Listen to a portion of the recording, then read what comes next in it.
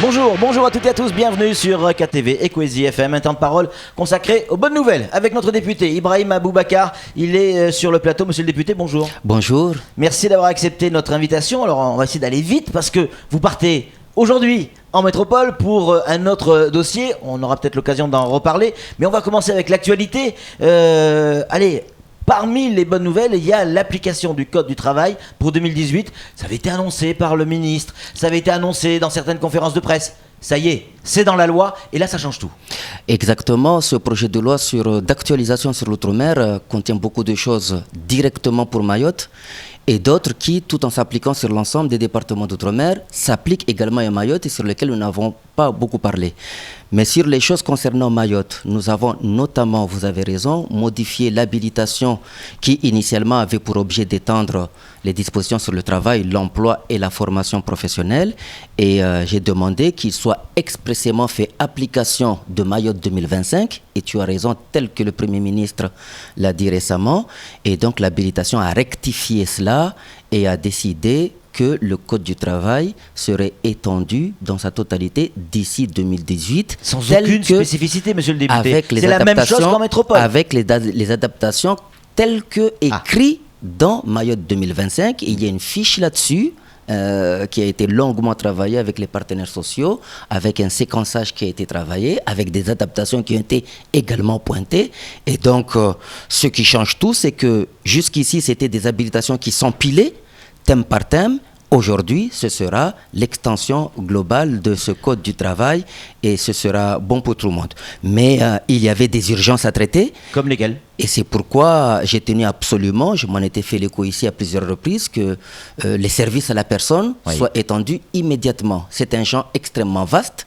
Ça va de l'accompagnement des personnes âgées, des personnes handicapées, de la garde des enfants et de l'accompagnement des élèves en difficulté. Le champ des services à la personne est énorme parce que nous avions un problème spécifique sur la loi sur l'économie sociale et solidaire et une polémique sur son application à Mayotte. En fait, qu'est-ce qu'elle contient cette loi ? Cette loi sur l'économie sociale et solidaire, elle est en principe applicable à Mayotte. Mais quand vous voulez l'appliquer, elle se heurte à toute cette série de choses qui, elles, ne sont pas applicables et qui sont contenues dans le Code du travail, dans le Code de ceci, dans le Code de cela. Donc il y a toujours une raison pour ne pas appliquer ce qui devait être appliqué. Exactement. Et donc là, moi, j'avais été alerté depuis les ateliers de mai 2025 de la non-applicabilité des services à la personne. Et donc, c'était un engagement que j'avais pris. Et donc, nous avons étendu dans l'immédiat cela. Et nous avons sommé le gouvernement, donc à l'Assemblée nationale, dans les 6 mois qui viennent, de prendre les mesures nécessaires pour l'extension, l'application effective de l'ensemble des dispositifs. Ça, c'est pour le rentrer dans la loi. De la loi sur l'économie sociale. Mais ça se mettra en application sur le terrain, concrètement, pour nos anciens, pour nos personnes handicapées. À partir de quand ils vont pouvoir bénéficier de ce principe ? Dès lors maintenant que les dispositifs sur les services à la personne, notamment les procédures d'agrément des entreprises devant faire cela, parce que c'était surtout cela qui bloquait. Les procédures d'agrément n'existaient pas. Et bien, dès que la loi sera applicable, les gens qui veulent faire des activités de la sorte auront les bases légales de pouvoir constituer soit des entreprises, soit des structures pour agir en la sorte. Même une association. Même une association. Alors, pour répondre concrètement à votre question... encore. Non, pas quelques années. D'ici la fin de l'année, ce sera applicable, puisque il va falloir attendre la commission mixte paritaire qui va se réunir au mois de septembre pour la jonction entre ce qui est fait ici à l'Assemblée. Ça s'appelle une commission mixte paritaire et le texte sera applicable dès la commission mixte. La fin de l'année 2015. La fin de l'année 2015. Mais il n'y a pas que ces dispositions-là. Nous avons également étendu d'autres dispositions extrêmement utiles. C'était une loi très utile, celle-là. Les gens ont dit loi balai. Loi balai, mais ça a permis de... pas seulement qu'à Mayotte, de boucher des trous, d'étendre des dispositions qui n'existaient pas. Par exemple, nous avons étendu donc à l'Assemblée nationale, par une habilitation, on a demandé au gouvernement d'étendre le code de la voirie routière à Mayotte. Pourquoi ? Ça semble bizarre, mais le code de la voirie routière n'est pas applicable à Mayotte. Et donc, si aujourd'hui, en réalité, un maire ou même le département veut gérer sa voirie routière comme ça se fait en métropole, avec une volonté, des mesures de police, comme ça se fait ailleurs, modernes, eh bien, j'ai découvert que, par exemple, qu'on appliquait des textes de Madagascar, de 1928-1930. Incroyable. Voilà, encore. Et il m'avait été aussi signalé, quand j'animais Mayotte 2025, que les collectivités locales ne prenaient pas en compte, dans leur totalité, la longueur des voiries pour le calcul de leur dotation. Voilà. Et donc tout cela va permettre à ces collectivités locales d'avoir des bases locales pour gérer cela dans la rigueur, faire ce qu'il y a à faire et à la fois pouvoir faire valoir leur voirie dans leur dotation d'une part et à la fois pouvoir avoir les bases légales pour gérer l'ordre public. Mais comment ça se gérait jusqu'à maintenant, monsieur le député? Alors, sur des textes 1928 de Madagascar, ok, ça peut faire sourire, mais dans la réalité, ça peut poser des sérieux problèmes tout de même. Je pense qu'il s'appuyait sur le code du domaine de manière générale, qui donne une police générale sur le domaine public, mais sans que les outils spécifiques à la voirie routière puissent être mobilisés pour être appliqués. Mais je l'ai dit tout à l'heure, d'autres mesures plus générales concernent l'ensemble des Outre-mer et vont également être applicables à Mayotte. Il y a été beaucoup avancé sur les questions de lutte contre l'habitat indigne, avec la décision dorénavant que les communes puissent mettre en place un plan de lutte, plan communal de lutte contre l'habitat indigne. Ça, c'est Serge Letchimy avec le groupe socialiste qui se battait là-dessus. Il y a eu des mesures sur les délais de paiement des entreprises, des TPE. Entreprises. Et là, la bataille a été dure et le groupe a essayé beaucoup de solutions. Soyons clairs, des délais de paiement pour les entreprises, à quel niveau? Sur quoi? Tout le monde sait ici que les collectivités locales payent avec des délais très, très longs. Et ce n'est pas spécifique à Mayotte. En réalité, c'est propre à l'ensemble des Outre-mer. Voilà. Et donc, la décision qui a été prise, mise encore dans la loi, c'est que l'AFD, aura compétence pour, nous avions voulu que ça passe par l'Observatoire des prix, mais ce n'était pas facile. Donc finalement, on va s'appuyer sur l'AFD pour que maintenant, dans les observations de l'AFD, il n'y ait pas que des questions bancaires et monétaires, mais cette dimension des délais de paiement des entreprises soit prise en compte. Il y a eu aussi une mesure extrêmement importante dont je dois parler, c'est les statistiques outre-mer. Ah oui. Et donc ça a été mis dans la loi. C'est quoi ça, les statistiques outre-mer? Vous savez qu'on manque de statistiques dans les départements d'outre-mer, et ça a été dit, et notamment à Mayotte. Notamment à Mayotte.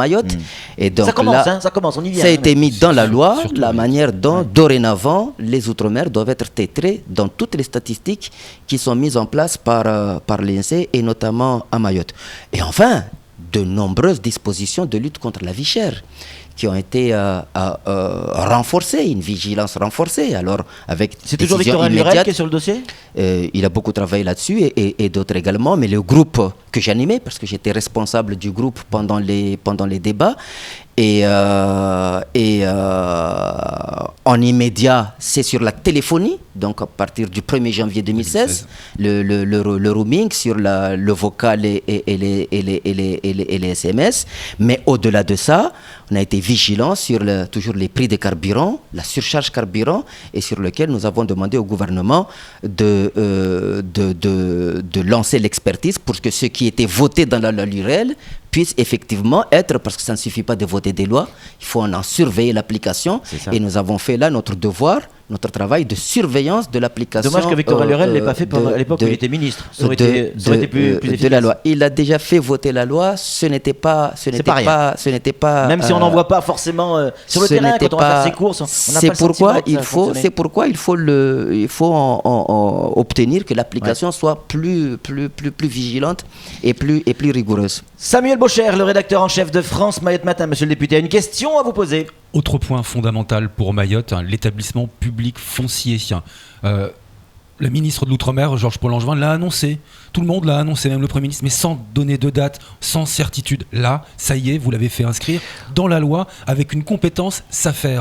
Oui, donc le projet de loi initial l'avait donc inscrit dans la loi, mais il y avait encore des insuffisances sur lesquelles nous avons dû beaucoup batailler à l'Assemblée nationale. Premièrement, on a demandé que l'établissement public foncier de Mayotte fonctionne comme celui de la Guyane, à parité entre les administrateurs d'État et les administrateurs locaux. Ce qui n'était pas le cas. Ce qui n'était pas le cas. Et deuxièmement, comme l'ASP est à bout de course sur ses missions foncières qui se terminent d'ailleurs en 2017, c'est mis comme ça dans la loi, et bien nous avons demandé, c'était un amendement que j'avais porté mais repris par le gouvernement, nous avons donc demandé que ces missions agricoles soient intégrées dans cet établissement public foncier, et cela a été fait. En plus de tout ce qui a été voté, il y a tous les rendez-vous qui ont été pris. Et notamment, je n'ai pas le temps ici de tous les citer parce qu'on ne pouvait pas les faire voter, ça dépendait d'autres ministères, mais des dispositifs de travail dans le second semestre ont été pris, notamment sur une affaire extrêmement importante, la prise en compte des CIMM, ça veut dire Centres d'intérêt moraux et matériels pour les fonctionnaires dans leur affectation outre-mer. Les fonctionnaires originaires d'outre-mer pour obtenir plus facilement qu'ils rejoignent leur département d'origine. Mais là, c'était un très grand dossier. Réunionnais qui n'arrivaient pas à rentrer chez eux. Et pas seulement des Mahorais qui nous saisissent tous les jours, etc. Et donc là-dessus, comme c'est un travail interministériel lourd, les rendez-vous ont été pris pour qu'à la rentrée, l'ensemble des parlementaires soient invités avec le ministère de la fonction publique pour avancer sur cette question de CIMM Outre-mer. Mais il n'y a pas que cette question-là sur laquelle des rendez-vous de travail ont été pris. Vraiment, au-delà de ce qui a été voté, c'est surtout également tous ces champs de travail qui ont été ouverts qui constituent des avancées sérieuses pour Parmi les rendez-vous, vous repartez aujourd'hui en métropole pour aborder un dossier qui intéresse, vous le savez mieux que quiconque, énormément la population mahoraise, c'est le droit des étrangers, de manière globale sur l'ensemble du territoire français. Pardon, mais nous on s'intéresse à notre île, à Mayotte. Là aussi, il va y avoir des changements. Il y a déjà un texte qui existe, sur lequel il va falloir travailler. Est-ce qu'on voit déjà vers quoi on va ? Alors, le texte est passé en Conseil des ministres depuis 1 an, en réalité, puisqu'il était passé en même temps que le texte sur le droit d'asile. En revanche, le ministre de l'Intérieur, au mois de juin dernier, avait déjà donné un certain nombre d'indications. Mais le texte a évolué.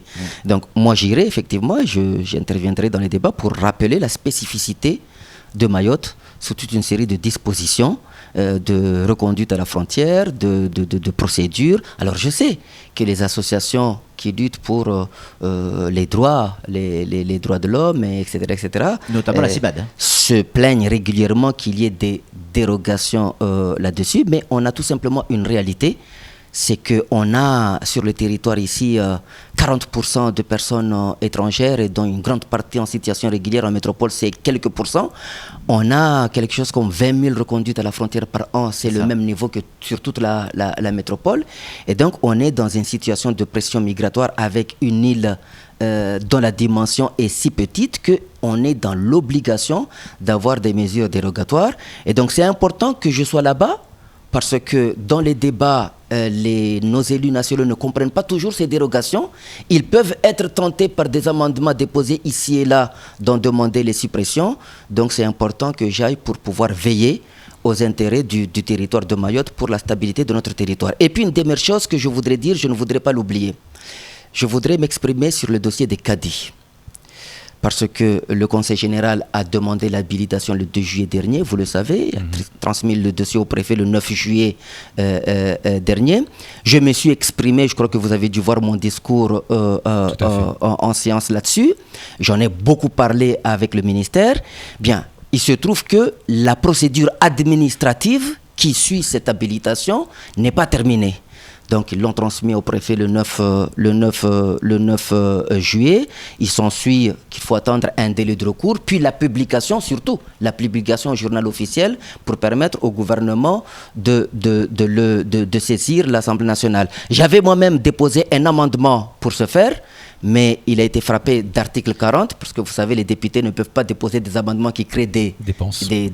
Mais je l'avais déposé cet amendement pour effectivement ouvrir le débat à l'Assemblée nationale, signaler cela et que bien que la procédure administrative ne soit pas terminée, faire en sorte que l'Assemblée soit d'ores et déjà saisie de cette affaire. Et je l'ai dit au Cadi, je l'ai dit au président du Conseil général, dès le prochain cavalier législatif, naturellement, je soutiendrai ce dossier pour qu'on puisse régler enfin ce dossier des Cadi. Et vous savez combien j'avais travaillé là-dessus dans mon atelier Mayotte 2025. Je l'ai dit ici à plusieurs reprises. Eh bien, je continuerai à me battre jusqu'à ce qu'on trouve une solution telle que je l'avais soumis et telle que le Conseil général l'a délibéré le 2 juillet dernier. Une question d'un auditeur. En conclusion, Patrick. Oui, en conclusion. C'est pas n'importe qui. C'est Siaka, délégué FO, qui dit dans cette question pour monsieur le député, le Code du travail va être appliqué en 2018. Pourquoi sur votre amendement de le faire appliquer de suite comme l'intérimaire, l'intérim en fait, vous l'avez fait sans consultation des organisations syndicales, mais vous avez bien écouté le patron du MEDEF signé Siaka. Eh bien, justement, c'est une fausse information. Je n'ai jamais parlé, moi, d'intérim. Il se trompe de parlementaire. Je n'ai jamais parlé de... C'est ça. Je n'ai jamais parlé... de le dire, voilà, je n'ai jamais parlé d'intérim. Et la concertation a eu lieu très longuement dans l'atelier que j'ai animé dans Mayotte 2025.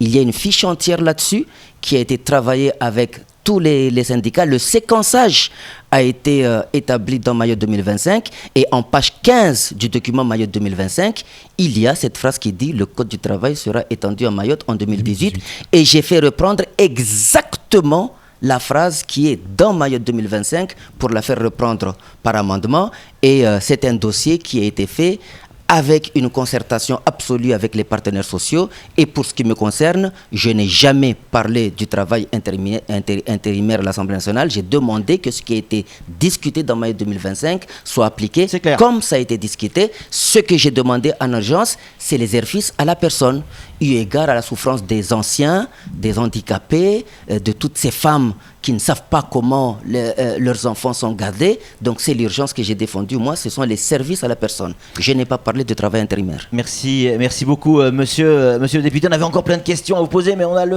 timing. On voulait savoir comment ça va se passer avec les résidences surveillées pour les étrangers. Là, on n'a plus le temps. C'est trop tard, mais vous reviendrez. Je reviendrai faire un compte rendu sur ce droit du travail des étrangers, ainsi que sur toute la suite.